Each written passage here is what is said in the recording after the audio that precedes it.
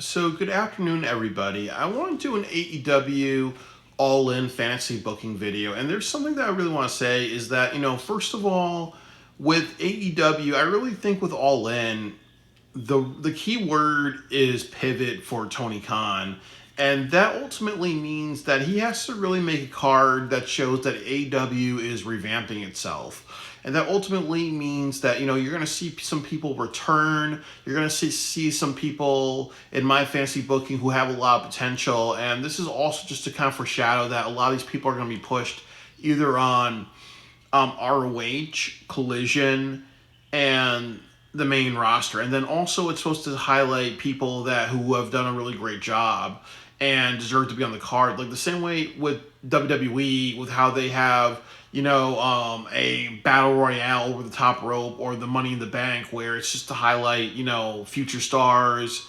And it's also supposed to highlight, people who've done a great job, over the year, really. So I think that's also important. And I also really think that there are some people at home that deserve to be on the AEW roster. So I'm gonna go through all of that. And it's also, and this is really just to say, hey, this is what AEW is about. Here are people who deserve to be on the biggest stage.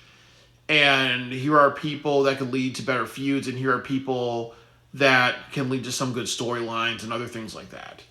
And also, the other thing I have to mention is that I have 15 matches, and what I'll say about this is that there's two things. You can have like a pre-show with some of these matches, but I think that this should be a 12 match card. This is like your WrestleMania, and I have no problem with like 12 matches for an all-in show.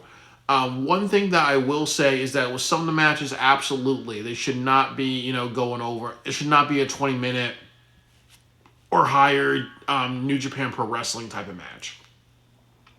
So I'm going to go through all the matches on the card, and we're going to get to it. The first match, and this is in no particular order. The first match is Jon Moxley versus Hangman Adam Page, and I'm going to make this a last man standing match. And I think this is the best one because they've both been champions. They both want to fight their heart out, and they both want to do hardcore stuff. I don't want to do a Texas Death Match because, again, you can't make this too violent because you don't want to deter people. And then this is your main event, so it cannot be something out. It cannot be reminiscent of Combat Zone Wrestling. So that's why I'm not going to do the Texas Death Match. But I think this is the most appropriate one. And then if you want to have interference with the Death Riders and, Swerve Strickland and Will Ospreay and Orange Cassidy and a few other people who've been screwed over by the Death Riders, and even Willow and other people, this would be the match where you can kind of do something like that. But they have to be a little careful because you don't want to turn it into WrestleMania 40 with the bloodline thing. So they have to be a little bit careful they do that. But I think that this would be the right match. And obviously, Hangman Adam Page should win this one. Send the people home happy. Mercedes Moné versus Toni Storm. For the women's championship, I would change that to title versus title. And then what would happen is that I would have Toni Storm win. And then what happens is that what I would do is that I would have her just say, you know what, I don't want to be a double champion because I want to give another bitch an opportunity or something like that.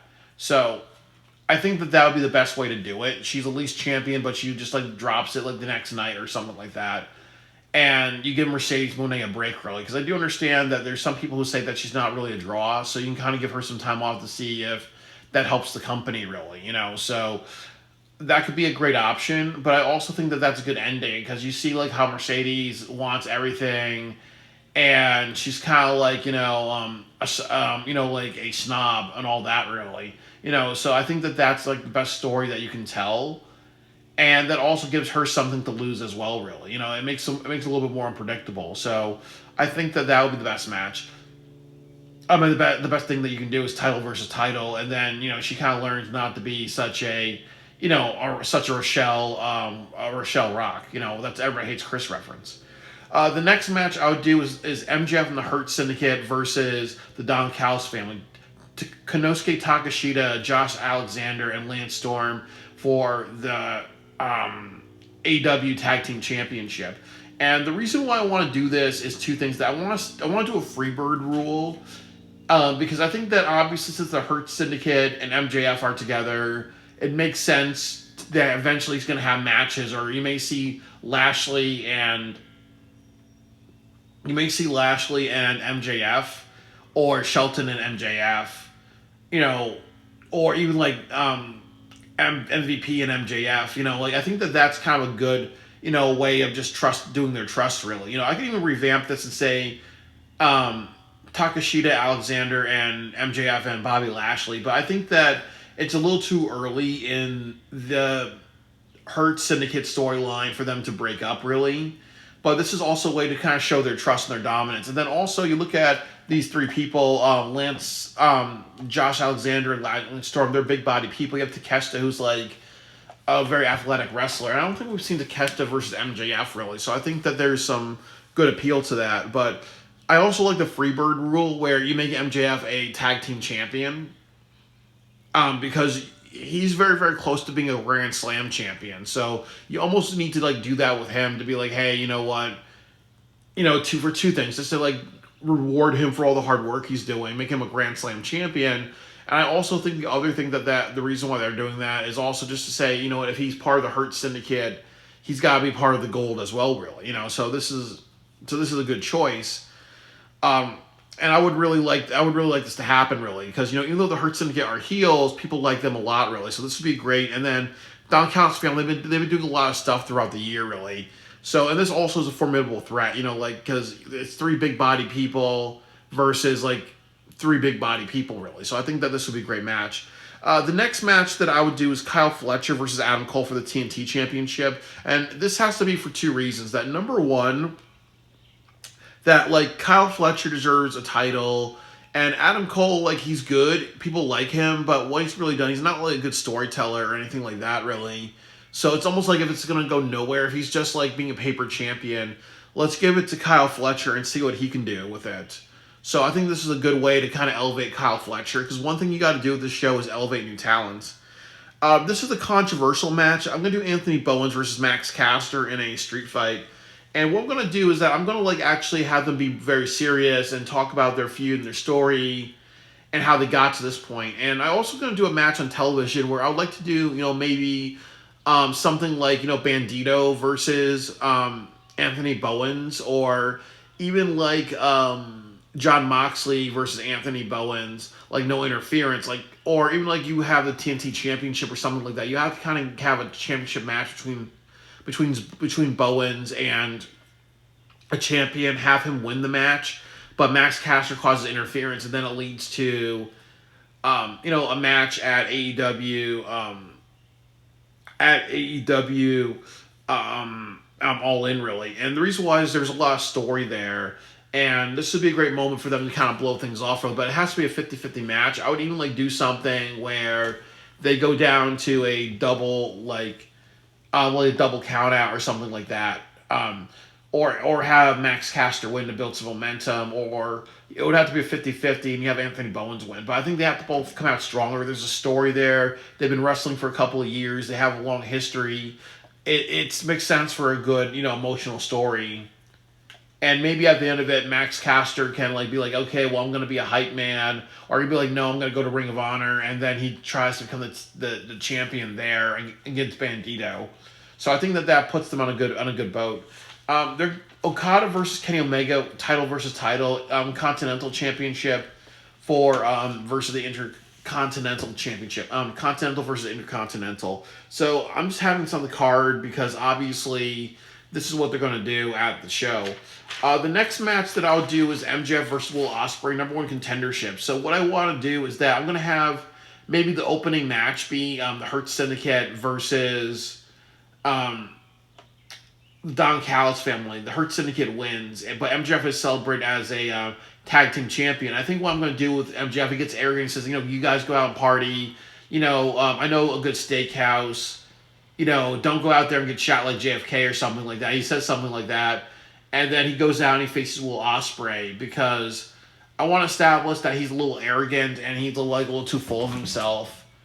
Or he works hard to get under Will Ospreay's skin and thinks that because Will Ospreay is doubting himself, he's going to use that against him. So, and the other thing too is that you have to have a Will Ospreay match on this card because that's what people are paying to see.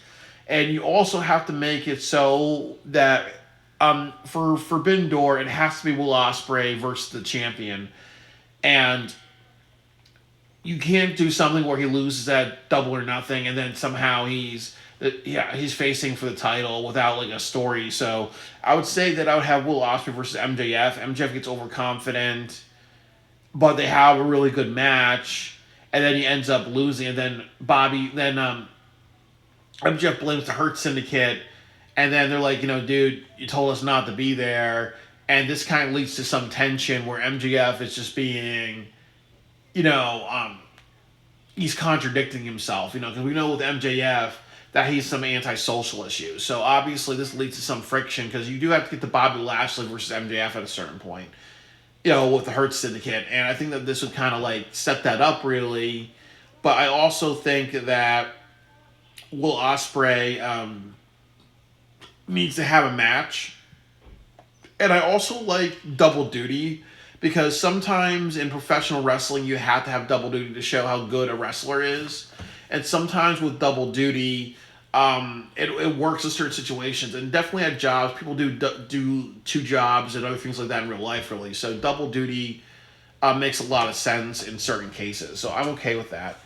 The next match that I would do is the 12-man casino gauntlet. And the participants are going to be Brody King, Buddy Matthews, because, Brody King, he looks like a legitimate champion. So I think that would be a good dynamic. You have Mark Briscoe, who's been doing a great job with AEW. I think with Buddy Matthews, the House of Black has been a draw. So obviously you have to kind of put him in there. But Mark Briscoe's done a lot for the company. I'll put Kyle Fletcher in this because I think he should win, just because it's unpredictable. And also, like I said, other people are doing double duty. I think with Kyle Fletcher, he can be a future champion or he could be a ROH champion. So you got to kind of put him in a situation where a lot of people are like, okay, we got to take this guy seriously. I'll put Darby Allin in this, and I think Darby Allin should win this just to kind of create a, what's going to happen type of thing in the future. So I would do that. Then I'd also put Orange Cassidy in this because people like Orange Cassidy, so you got to make him, popular. You got to take advantage of his popularity. Then I'd also have Johnny TV because with John Morrison, they've done a very poor job with him, and he needs a revamp because honestly, he's a former TNA champion, he's a former ECW champion. He's worth a lot of money, so I really think that you got to kind of revamp him and give him a good direction in AEW, or he'll be the ROH champion. But they have to really fix him. I think he's a good trooper, but you have to reutilize him. So I think have him in a good light. I would have Killswitch come back as a in this match as well, bro, just to kind of make it okay, what's going to happen with Killswitch and what we're going to do with this guy, in the future. Because I think there's a lot of charisma with him. You have Ricochet in this because Ricochet deserves to be on the card. You can even make him a champion. Because, even Adam Page versus Ricochet, that would be a really great match. So I think to elevate Ricochet, he should be in this. I would also put Jay Lethal in this because Jay Lethal has done a lot in professional wrestling. And he has a lot of charisma, but he's lost on the roster, really. So this could be a way of saying that maybe the next year you could see Jay Lethal get a good push and see what he can do. And see if he's actually, worth, a championship. I think that, before he retires, we can kind of see if he's worth, a championship. He has untapped potential, so let's do that. Commander, because Commander has been in a lot of stuff with AEW. He's done a lot for AEW, so he should be in this. And then I also would have Wardlow in this, because Wardlow's been sitting at home for a long time. You have to do something with Wardlow. So I think having him in this, and then you have to make two choices. Do you actually have him resign from the company, or do you actually say, okay, we're going to push you, and maybe you do Adam Page versus Wardlow or something like that. You have to kind of, utilize him. Show to the audience that you can bring people back who have been sitting at home for a long time and do something with them. The next match that I have is Christian Cage versus Nick Wayne. I don't think that I want. I'm not sure how they'll get to Christian Cage and Adam Copeland. I don't think that's a good match to have. I think it has to be Christian Cage versus Nick Wayne, and make Nick Wayne a babyface. That would be the best match to kind of have with this. You create a new star, Nick Wayne, and then Christian Cage has done a lot for the company. He elevates people, so that would be the right match to have. Same thing with Chris Jericho versus Roosh. Like Chris Jericho, no, Chris Jericho versus Big Cass, because they've been teasing that. Big Cass is also one of those stars that I feel like has a lot of potential, but he's not actually been utilized that well. So him and Chris Jericho blowing things off, that's good. Then you also can do Big Cass after the ROH Championship. There's stuff that you can do to make him go somewhere. The next match is Bandito versus Roosh for the ROH Championship. And the reason why you do that is because Roosh is very popular in Mexico, and so is Bandito. So you have to have like that Grand Slam or Mexico Arena, like Mexico show. You got to show off your Mexican talent and all that because there's an audience for that. And then also, Roosh is a great heel. Bandito is a babyface. Roosh as the ROH champion would not be a bad option. And also, you got to show that the ROH title means something. So it's good to defend the championship on the biggest show of the year, really, to say, hey, you know what, this is what we do with our champions. We put them on the biggest show. Because like the ECW's title's been defended at WrestleMania. Maybe the TNA title can be defended at WrestleMania in the future.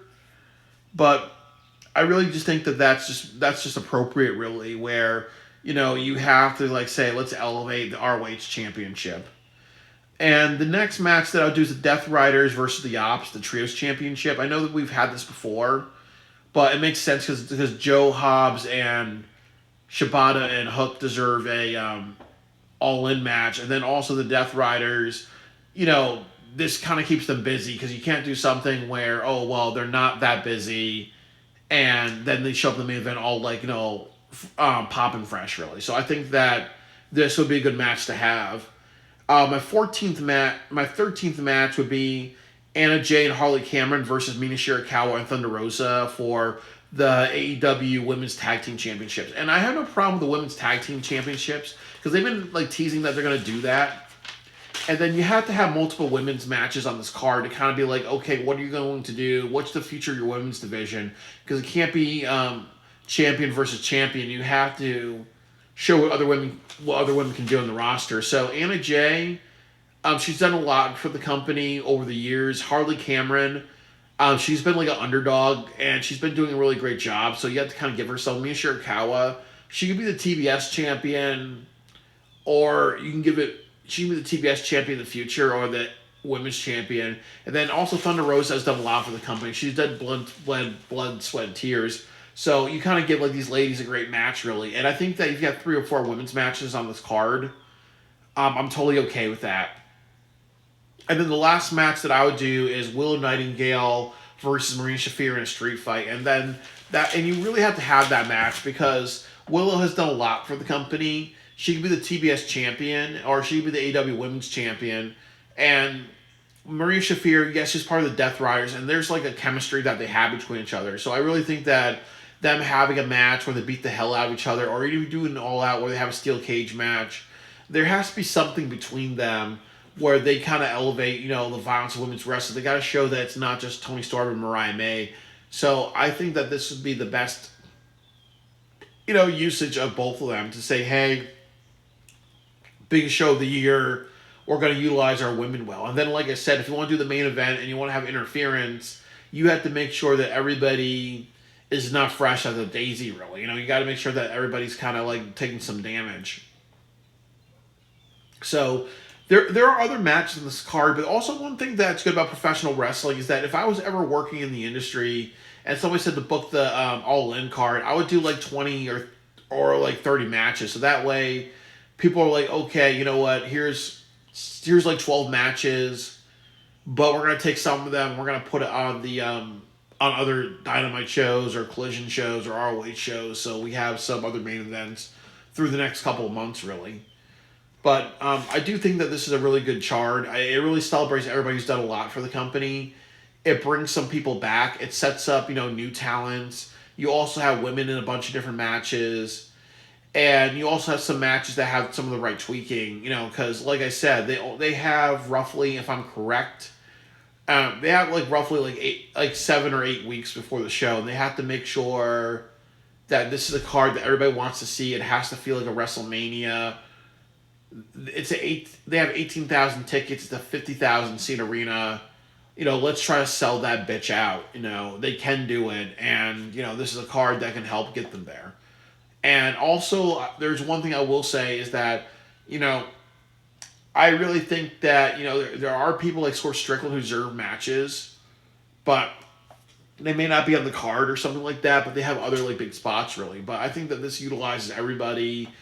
This celebrates everybody. This gives everybody like an opponent to work with and a story to tell with between ROH Collision and Dynamite. And then the other thing that I want to say is that I really like that I have Bandito on the card because if he's going to go to Mexico Arena, if he's going to be a draw there, you can do Bandito versus Hologram or something like that for the ROH title. But you have to kind of be like, okay, well, the ROH title means something. But also, we got to make the Luchadors mean something because they've had, right now, they're having like 4 big events in the Southwest. You have AEW Double or Nothing, Revolution, All In, and then you also have Grand Slam. So all that's in the Southwest, really. That's also like part of, that's not Mexico territory, but that's like where Mexico is, like close by. So you have to kind of pander to your Mexican audience and have Mexican wrestlers stand out, really. So I definitely think that maybe through the year you can kind of see like like more like Luchador and other people be celebrating, be like, hey, you know what? Since we're doing all these like Southwest shows, and we're gonna be in Mexico, and we want to go back to Mexico, we want to have Forbidden Door be with CMLL, and have other luchadors, or we gotta like make Roosh and other people on a roster, who are either Hispanic or Mexican. We gotta make them kind of stand out more, really. So I really think that this is a really great card. Tell me what you think. Please like and share and subscribe, you punk bitches.